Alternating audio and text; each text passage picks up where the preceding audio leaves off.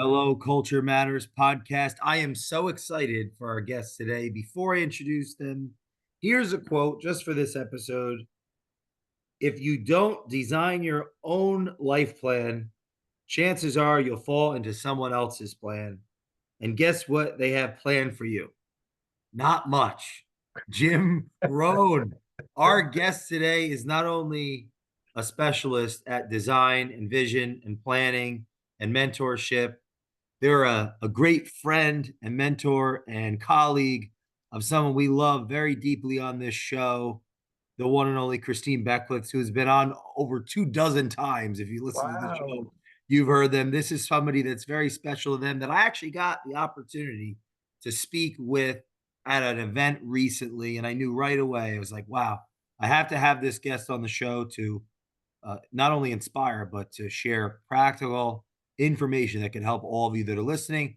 For almost 4 decades, they've been advising as a business strategist, a breakthrough strategist, as well as owning and starting real estate brokerages and various businesses in and around real estate and coaching and business and advisory. So our guest today, oh yeah, their name is Bill Foss. Thanks for coming on, Bill. I'm Thanks, so Jason. excited about this. Likewise, it was awesome meeting you in Boston. Christine had always spoken so highly of you, and it was just great to meet you. It was like meeting family, haven't yet met. Exactly, yeah.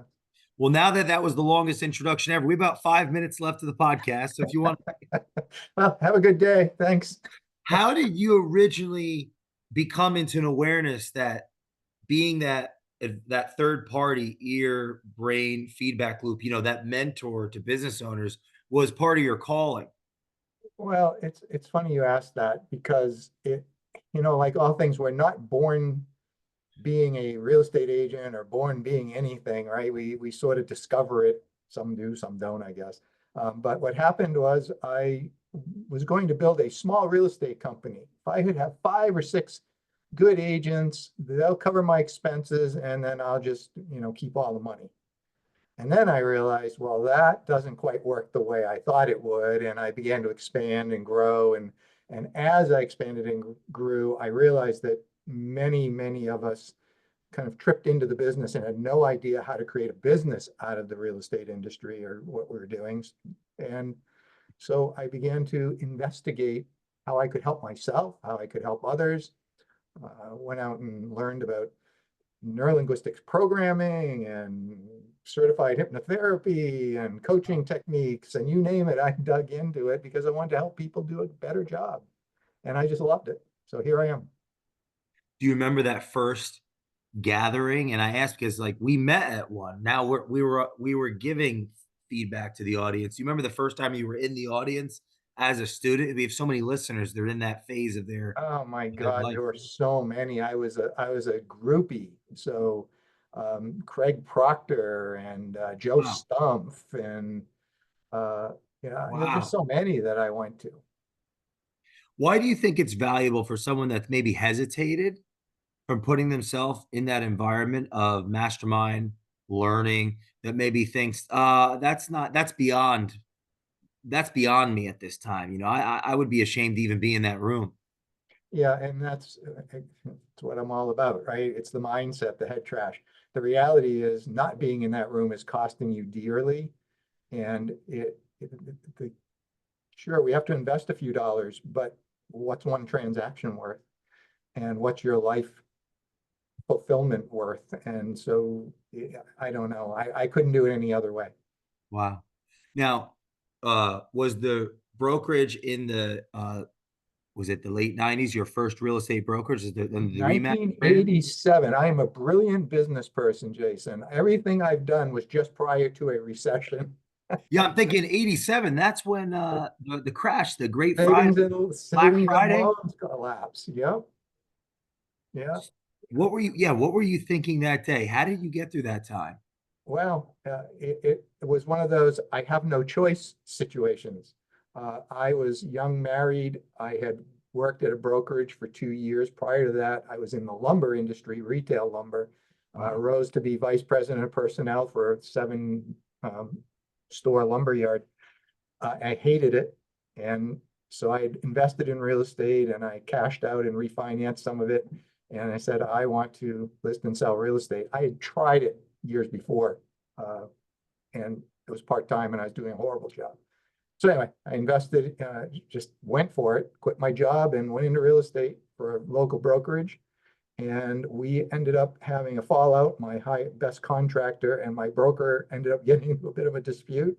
And he Wow. said, either you move or I move. And so I opened my brokerage 7 days later. Wow. And then that commitment was made. So when the collapse happened, it was like, okay, now what? What were some of the activities that you did to climb towards success in that time? I think that would be helpful for audience based on what's happening now in that market segment, Well, right? you do what you have to do. And that's part of what happened with so many people in the mortgage industry now when the door closed, business was falling out of the sky and then it wasn't. And now what? And we are spoiled. And I didn't have time to be spoiled because I had just opened my company Wow. and I had no choice but to go call on people I knew, go to my sphere of influence, and just keep knocking doors and reaching out until I found business. You knocked doors? I knocked doors. I called the people I knew in the banking industry because at that point there were banks going under and real estate was being foreclosed on. So I just learned what I need to learn, learned about short sales, became a short sales specialist. And you just do what you have to do to get through it. Were those long days? And those were long days. My father-in-law used to say, you must be earning a quarter an hour because I would be out constantly, right? Were you an early riser naturally, or did you have to work on that? Always been an early riser. I'm an early to bedder too, though. I can't make it past 10 o'clock. You think they're connected? Yeah, I would say probably. I think that you're either a night owl or an early bird. Hmm. Rarely do you have both. What about, when if you were to advise our audience on how to build a pipeline with no, there's no, you're starting from zero. Yes. First few activities for first, how would I, how much time I'm thinking like Abraham Lincoln. If I have 7 hours to chop down a tree, I'll spend 6 hours sharpening my blade. Yeah, Does that have anything to do with it? What are your thoughts on I have absolutely. zero things going on? I actually have a client right now that has been in the real estate business for 7 years.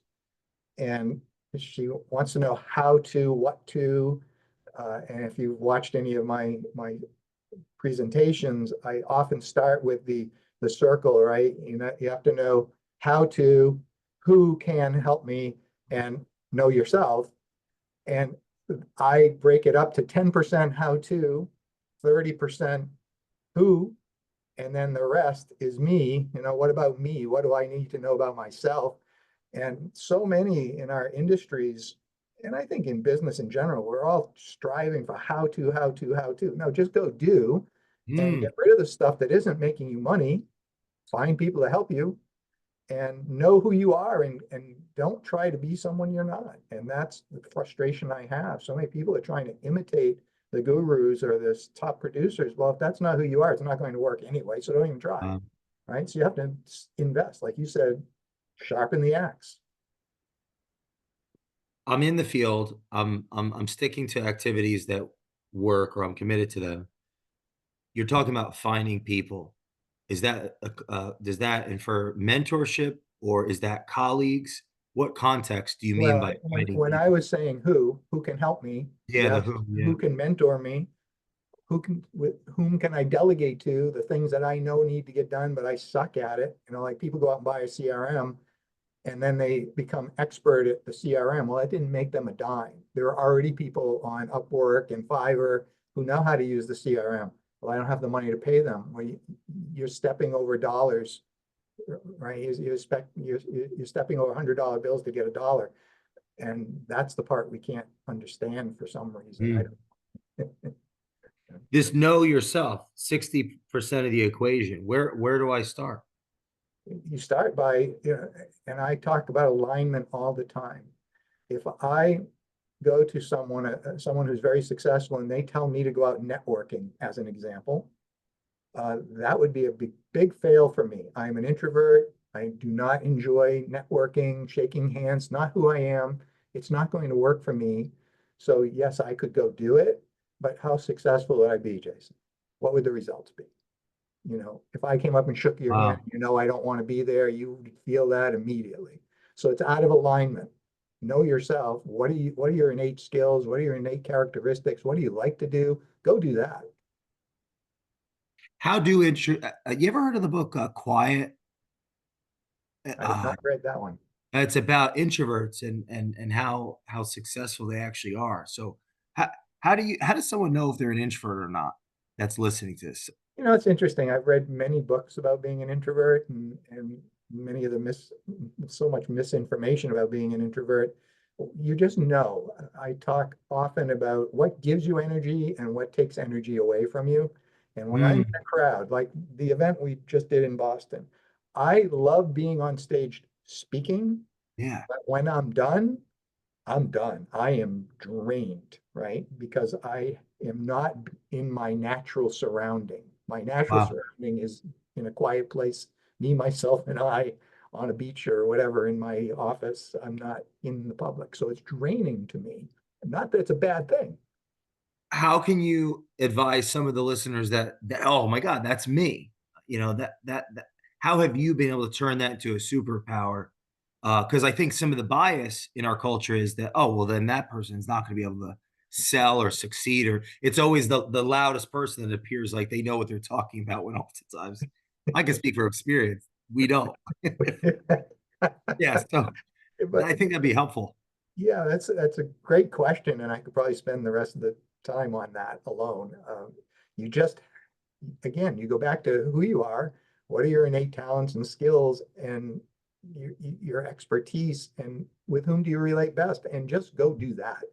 You just adapt to your characteristics and who you are. When you are put in a situation, that doesn't mean you don't. Like I could have said no to going to the Boston event. I hadn't spoken in public. I think I admitted it before I even started speaking, if you remember. I hadn't Oh spoken yeah, in front of a crowd in 7, 8, 9 years. wow, really? My mind was telling me all these reasons why I couldn't and shouldn't, and I could have used introvert as an excuse. But no, I enjoy what I do and I want to meet more people to help. So you do it. And now you're on this podcast. And now I'm on my exactly. I wouldn't be here if I didn't go. And you see how things all work out. Unbelievable. Was there a reason that you stepped away from the stage for a period of time? And I No, asked because just I had done that myself actually for a period. yeah, no, not a particular reason, just a shift in my business, right? I was the regional owner. I spoke at groups for them, but it was my group. So that's not the same thing, right? People I already knew. So it just a situation. And then we had COVID and there wasn't much in-person live events. So As a regional owner of a brokerage franchise, correct? franchise. What are some of the elements that make that institution successful in your view? Like that type of business, what makes that successful? What You're makes it talking tick? franchising in general, or what are you Yeah, asking? well, you ran a real estate brokerage franchise, correct? Yeah, I ran a brokerage myself, my own brokerage, and then I owned the development rights for Massachusetts for a major brand. Wow. So I was helping the franchisees grow their companies, and I was finding other owners of the franchise. So I was in more of an executive role, sales role, and an executive role. What makes those franchises successful, or someone that is interested in building that type of culture? Well, Because it's an evolving industry, it seems yeah, like, and in monumental shifts even now. there was there have been monumental shifts going on since 1970 when franchising began. And I'll say the same thing. It's all about alignment. The franchising is right for some people. It's not right for other people. And it's right for people that are looking for tracks to run on, that are looking to kind of short circuit the building process or the development process, I should say, right? Process, procedures, in systems, those kinds of things. A franchise gives you the shortened version of how to build a business, but you have to make sure it's the right franchise for you. Every franchise has a personality and a culture, so to speak, a Wow. chemistry, and you either fit or you don't. If you get into the wrong one, it's not going to work for you. It's the same thing I teach in all levels of business. If it's the Hmm. right thing for you to do, you'll know it, you'll feel it, it works. If it isn't, you'll know it's not right and don't even bother. How important is it to follow the system when one invests in like a franchise? Well, that's an interesting question. It's important to follow the system, but it's also important to understand it's your business and sometimes you have to adapt. So I use that as I had purchased a franchise. I was an independent, then I bought a franchise. I didn't play 100% by the rules of that franchise because I brought in some new people, some middle producers. That wasn't all about the high producing model that they suggested. So I adapted and I Hmm. ended up really successful. We won a national award for the fastest growing franchise in the country. So Wow. I don't think they were upset that I broke the rules. Yeah.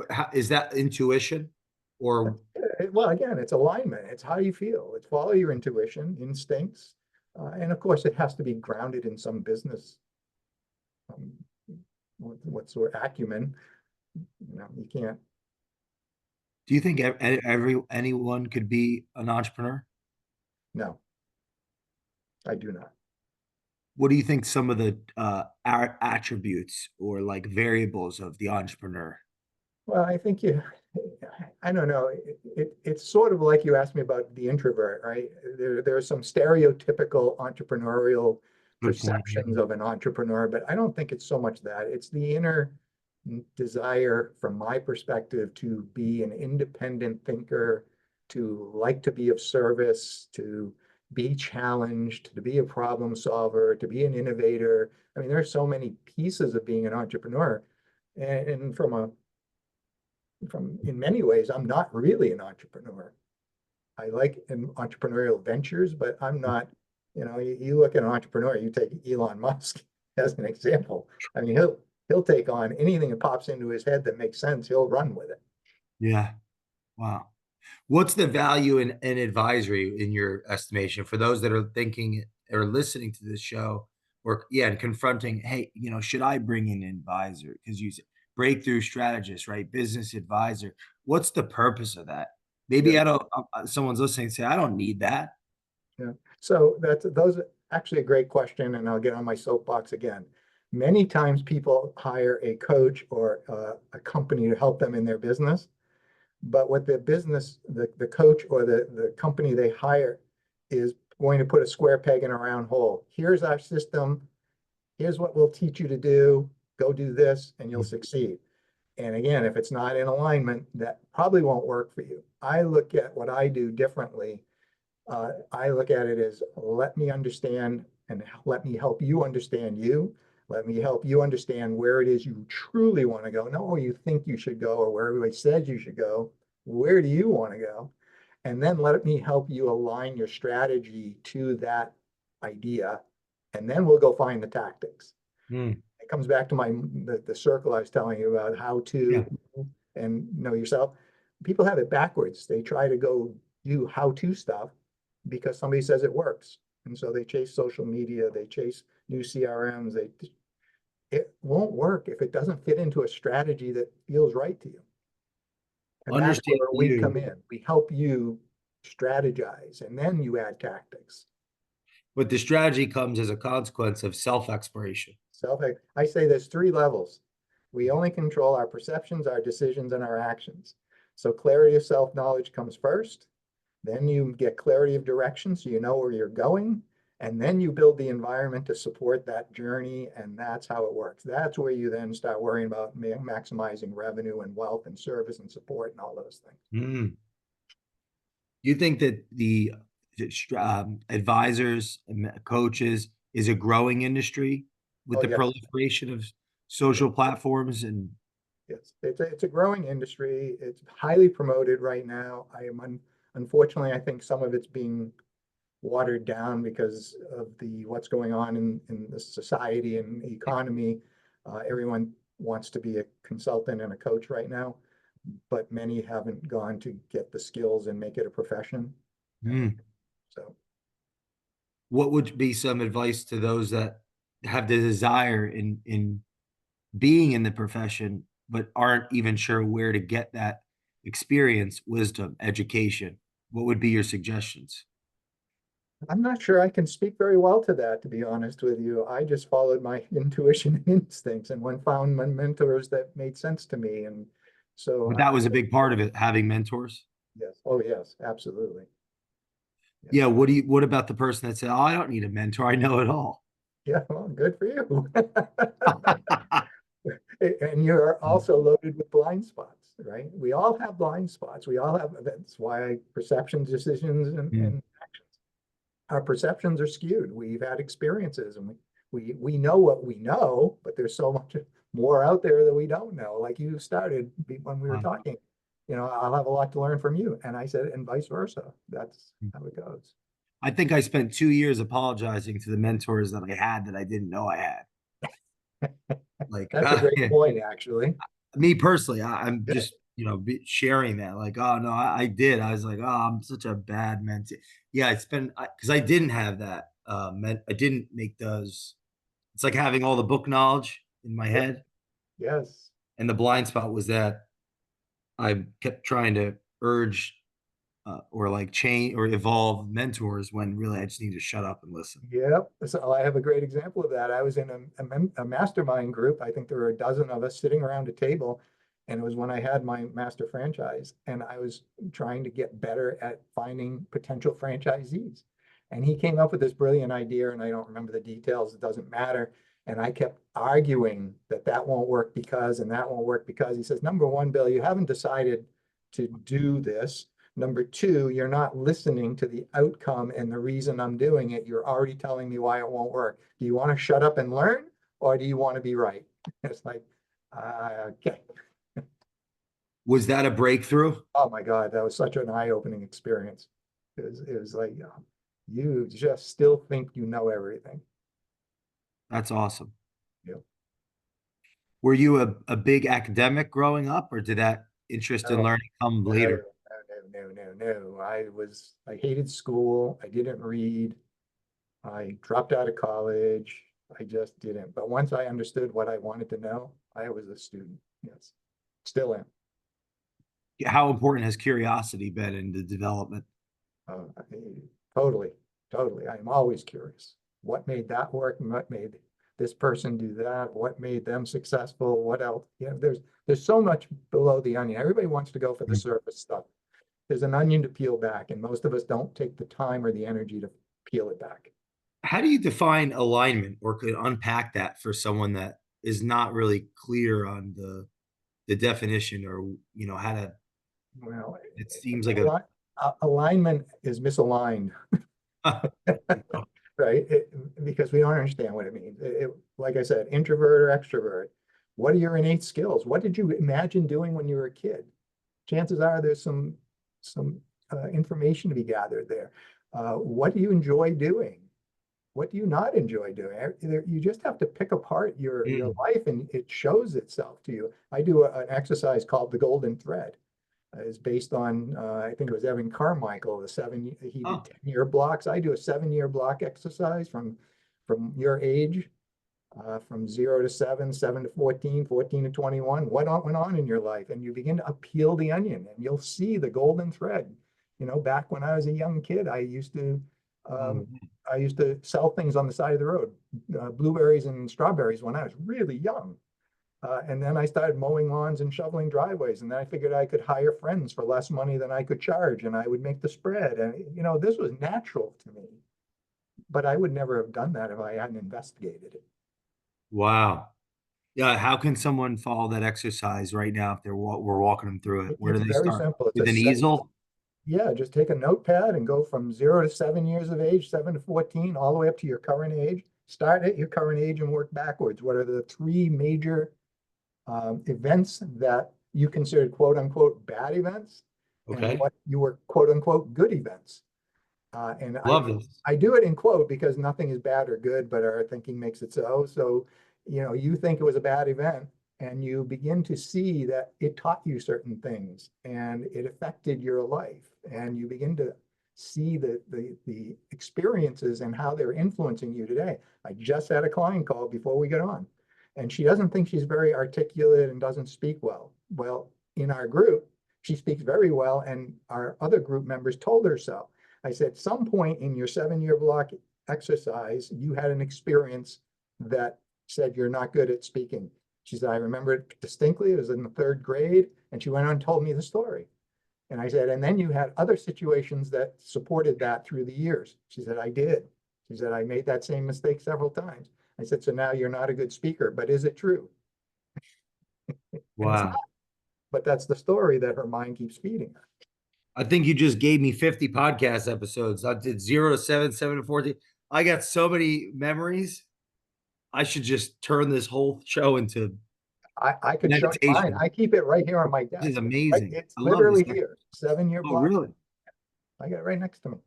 Yeah, 0 to 7, 7 to 14, and like I'm drawing like like a graph kind of thing, or not a graph, like lines, like a loop, or not a loop, a half loop, half circle.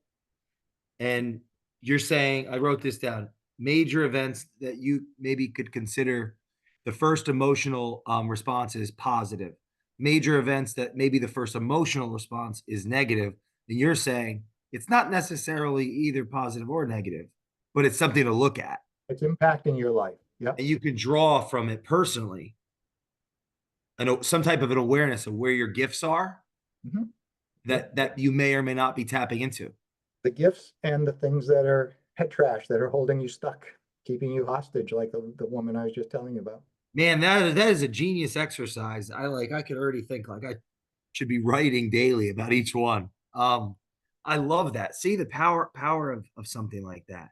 How about you said you weren't big on the reading younger, but what about audio books or Oh, I became reading an later? avid reader. I could show you. I've given away more books than I Wow. think most people buy. Wow. Now I'm an audio fanatic. I constantly watch and listen to things. What would you say is the value of audio versus physical, or how you would argue either for When you people like, when you talked about alignment, Jason, yeah, that's exactly what we're talking about. Some people are auditory, some people are kinesthetic, they have feeling, and some people are a visual. I am not visual. I have aphantasia, which means when I close my eyes, I don't see anything, so I can't visualize anything. wow. So auditory is my strong suit. And so audiobooks are great for me. They're actually better than reading. Yeah, because some I've noticed entrepreneurs sometimes do great with audio, but never read, Yes. or got to move around, and I was just gonna say, but many times that's because they feel like they have to be doing something. When they're reading, they feel like they're not. they're And not that's a doing it. whole other issue that should be Do you addressed. use Audible or one of those I use platforms? Audible, and I also found this app called, I think it's, I don't remember what it's called, but it basically turns any PDF or Kindle book into audio. Wow, you got to send me that. Wow, selfishly, of course. We'll have to put it in the notes or something. That sounds amazing. Yeah, And would you do Speechify, that when Speechify? Speechify. Yeah. And would you do that while you were driving or headed to appointments, or did you develop Every some type morning of when I'm out ritual? for my run and my walk and my exercise, when I'm driving, when I'm sitting doing nothing on the beach, unless I really want to do nothing, by the way, that's important too. So, How many years have you been doing that? oh gosh, I have no idea. A lot. Wow, that's unbelievable. And so now, but would you say that you'd be if you didn't start that audible learning, who do you think you'd be less successful, or less of who you are today? Like we're You trying know, to emphasize the value, because a lot of entrepreneurs that have had on or influence, they say forget the books, forget learning, forget audio, forget everything, but what's the argument to that? well, the again, different people, different perceptions, right? Different perspectives. And from my perspective, the more things that I can listen to, that gives me more fodder for creative ideas. So it's not, like I just said, I learned the 10-year block hist from, I think, Evan Carmichael's book, Yeah. Built to Serve. Well, I adapted it and I use it a little bit differently. Well, I wouldn't have been able to do that if I hadn't listened to his book, Built to Serve. And so you put Like that. together more stuff to put together creatively. Yeah, now I get to use that because that's just going to open up in our audience. I challenge everybody to do that exercise. That's amazing. How about speaking? Is that something you worked on over time to build the Yes. habit to do, or did it come very naturally as an introvert? No, that one I had to work on. I actually hired a speech coach. I joined Toastmasters. I took Oh, speech class at a community college. I actually have had two speech coaches, or speaking coaches, I should say. One was an actor that coached acting. wow. Uh, the other one was just a professional speaker. And so, yes, What what's the value in being able to speak in front of a crowd in your estimation for business? authority, authority, perceived expertise. Hmm. How long did it take to be able to go from not, you know, whatever you felt prior to getting the help to I have no because you idea. crushed that presentation, Oh, thank you. which led us here. Yeah, it was extremely informative and well articulated. Well, thank you. It's hard to know when you're the one doing the speaking, right? But I remember the first time I spoke in front of a group was for the Association of Realtors, and I was just a mess, and it was just horrible. And I can remember it like it was yesterday, all of the mistakes and all of the things I did poorly. I was surprised I ever got back on stage again. Well, yeah, well, I guess, how did you? Many people quit and give up. What do you tell? Do you have like word tracks that you go through to boost your confidence in those moments, or No, what would be your advice to somebody that has recently, let's just say, not shown up, right? Like you could have not shown up to the event. yes, There was a lot of great people and successful people there. It felt like it was almost like exclusive in a sense. It was a it small was, group. yes. Yeah. So, but you showed up. You hadn't done it in 9 years. So, like, what's your advice to somebody that maybe have a speech tomorrow? They're thinking about skipping out. They're sick. Yeah. Well, it's very simple. What I've learned uh, is to not think. The mind will only feed you what it can feed you to be comfortable and safe. And anytime it feels like it's not going to be comfortable and safe, it's going to give you reasons to not do the thing. That Wow. doesn't mean we have to listen. Hmm. Let's talk about mentees or advisees that you're taking on in 2025, late 24 into 25. What types of uh, business circumstances would you say that you'd want them to resonate with, to think, oh, this Bill is somebody I'd want on my team? Business circumstances and character attributes, like if they were applying, to be Yeah. in your cohort of advisees. I appreciate that question because it speaks to the term I called breakthrough strategist. So I specialize in helping people. It doesn't really matter the business because business is business in many ways. But they've hit a ceiling. What got you here won't get you there. And especially in the real estate and mortgage industry, we grow into a level of production, and then we're taught to do these things and those things to grow our business, and it becomes a grind. I want to help people that hit that point where they're going to burn out, blow up, the wheels will come off the bus if they don't change what they're doing because they're working way too hard and getting way too little back. They'd actually be better off to do less. Wow. Those are my people. They're already successful, but they're stuck. They're overwhelmed. They're having time issues. Relationships are strained. Health is strained because they're working too much, too hard. And they're frustrated with themselves because they know they have more in them, but they don't know how to get there. And they oftentimes invest in programs and coaching programs, but they're really training programs. Here, do these things and you'll be successful. But if it's not who they are, it won't work. So those are my people. They're hitting a wall of some sort, already somewhat successful. And now let's talk about how to create that business. My framework called Your Business, Your Life, Your Way framework takes you through the perceptions, decisions, and actions to have your business aligned with who you really are, and it works. So I would think the programs that are saying what to do, that would make it even worse for it somebody makes it that's worse. I call it the cycle of doom. You go Huh. do more, you get more, more, more, more, and you wonder why you're overwhelmed. Well, just because you learn more doesn't mean you should be doing any of it. It's kind of funny. It We are seems our own worst backward. enemies. Yeah. I know someone who's they're on their fourth CRM program in a year and a half. It's like they're all the same. Just pick one and use it. Wow. What about podcasting? What do you think about this medium? I love this medium and it's one that I should be using personally and I never have. And I don't know why not. I just haven't. I love it. I think it's a service to the to people that are, you find those people that you resonate with and just go with it, you know. And oh, by the way, watch some things you don't agree with to rattle your cages a little bit. Why is that important? Well, because again, blind spots. We get stuck. It's like in the real estate and mortgage industry, there is this group of people that everyone's listening to, and Yeah. everybody's doing the same stuff. No, go outside of your industry and bring those things into the industry. Interrupters didn't do the same thing the industry was doing. Like, Uber didn't run taxi cabs and limousine services. Airbnb didn't go open hotels. They took different ideas and brought them to the marketplace in an existing industry. Yeah, that's powerful. So you recommend people in an industry to actually look outside of it. I tell my clients that all the time. Who has your clients already? What are they doing?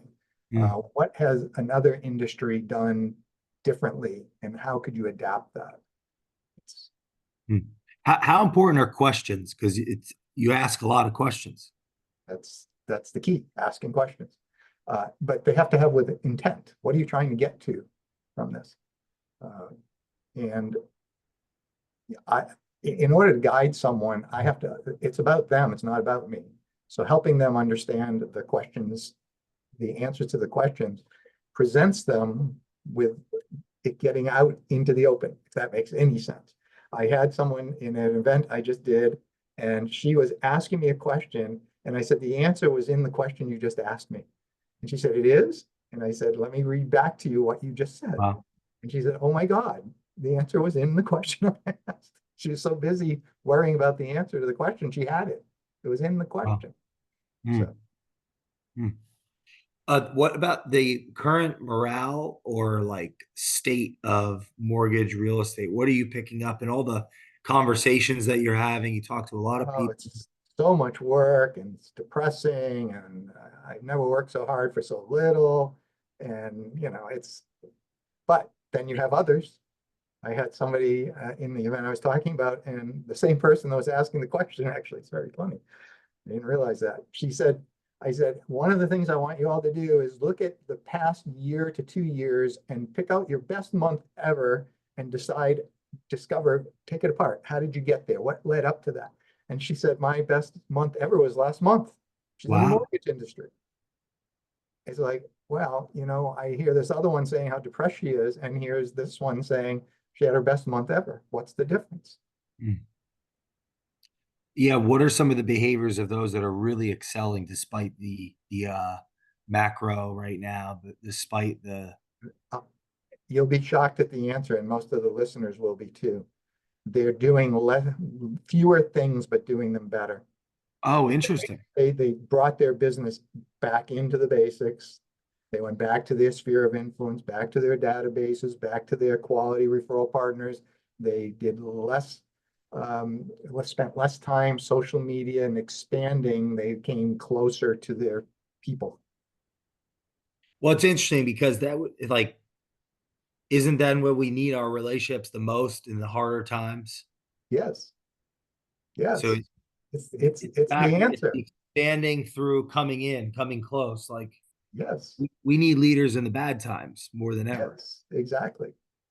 And So most people cutting are out things trying to away. learn more stuff to do, more ways to do it, better, faster, quicker. And that creates the cycle of doom. Okay, What do you now think about this? Like, yeah, do you think this is tied to the cycle of doom? Where people, if things get tougher, people tend to work like quote unquote on their business or like work on systems and processes. Do you think that's a mistake then? That's like them avoiding the relationships. You know what I'm saying? Like, oh, Yeah. now I have all this free time to work in my business.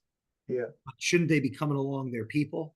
So What are your this thoughts? is again different people, different scenarios, different answer to the question. But in general, it's people tend to do try to go find more business and get more out there and go more instead of going to what has worked best and do more of that. Yes, start building your system. That's how you get hockey stick growth. When the market turns, you want to be prepared, right? So yes, you do want to contemplate what you want your business to be like and start putting those systems in place. Fix all the holes, yes, but you have to live. And most people spend too much time Yeah, I creating agree. a framework instead of working on getting some business, and then they wonder why they don't have any business. You just can't. Yeah, it seems like they're if they're doing that too much, they're missing the opportunity to be there for their people, customers, Yes, employees, relationships. And that's the main point you're making. exactly. But maybe someone's less likely to do that if they don't know themselves and they don't know who. If I'm following your framework, if you know yourself, you know your tribe, your people, right? You know your culture. So then you're going to lean into those relationships and the tactics will reveal itself. Exactly. This is like a master class. Masterclass. What are you most excited about for Q1, Q2, 2025? Besides Bitcoin going up. Well, boy, I would love for that to happen. My goodness. I just, I don't know. I'm just having a good time. People are, it's just interesting when it's an election year, the turmoil that everyone seems to go into. It's like, I just watch it and enjoy it. Life is going to continue. Just decide what you want to do with it and let's work on it. That's all I can say. I'm excited because I think there's just huge opportunity with what I do to impact so many people. But likewise, I think people in business have such an opportunity and they're focused on what's wrong and what's not going well. And well, you know what? The country and the economy will not shut down. It never has. It might get tough, but there are people in those tough markets that absolutely kill it. So stop worrying about it and go to work. Have fun. Have some fun. How'd you meet Christine? That's a funny story. She never told you that story. So I was running a very successful real estate brokerage, and she came knocking on my door, and I was very protective of my office because I had very high producing agents. Our company is doing 52% more transactions with 48% fewer agents than my Whoa. closest competitor. So we were very focused on doing the right things. And she called in my office, and I didn't know her. And she was in the mortgage business, just getting started. I don't remember, she was probably 21 or something. And, Wow. and I wouldn't let her in my office, and she left. But then I met her at a cancer walk we were doing and said to her, listen, I'm the president of the association. The best way to grow your business, join the association, get involved. You'll meet people will get to know you, and then you'll be all set. So that's what she did. And that's the long story. Wow. 21.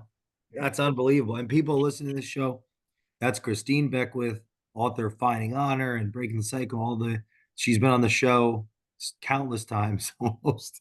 We You lost track for years, Jason, for really? years. And then when I bought the franchise rights, I was doing an event and she actually came to speak at it on behalf of one of our vendors. Wow. And she walked in the room and I saw her, I was like, oh my God, Christine. And she saw me, she didn't know, and I didn't know. And it's like, now that rekindled that relationship. It's about relationships. It is. Yep. If there's a problem or let's say something that's gonna that an audience is looking to address, has a group gathering, and they're looking for a speaker. What are some problems that they're working through that makes sense for you to be a speaker for their group? Well, again, I am more of a holistic view person. So I'm not coming with a particular solution, how to stuff. I'm more of a strategist. I try to get people to create a business and to frame it the way that supports the individuals. And I don't even know how to answer that question. Anything to do with breaking through, with designing your business appropriately, with getting higher levels of success with less effort, overwhelm, and stress. So it can be structure, practical, but most of it's mindset and planning and appropriate planning, in my estimation. Mm. So Bill, I really appreciate you coming on the show today. I've had a great I have to time. give a shout out to Christine for putting us in each other's lives. And just what a great affirmation and testimony to for the audience to get their butts to events, whether as a in the as an attendee, to put themselves in that position to speak and share and to connect with people at them. So Absolutely. I know I went far too long when I did speaking where I hid in the corner or like raced out of there, and it's something I'm really working on. So I'm glad that Christine put us in each other's lives and we were able to meet. And you're And welcome by the back. way, I observed how much you did reach out to many people in that room and introduced yourself. And that's I what was I should be doing too. So I learned something too. I was all sweat under that outfit, just sweating. Yeah, just it took a lot of I worked on that really hard. I was trying to like be, social and yeah, thanks for taking notice. I appreciate that greatly.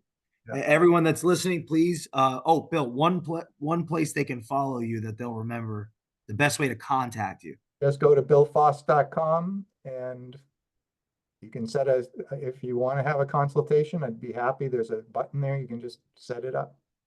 Amazing. Thank you all for listening. Please leave us a review on the Culture Matters podcast, and we will see you next time. Thanks, Bill. Thank you. It was awesome.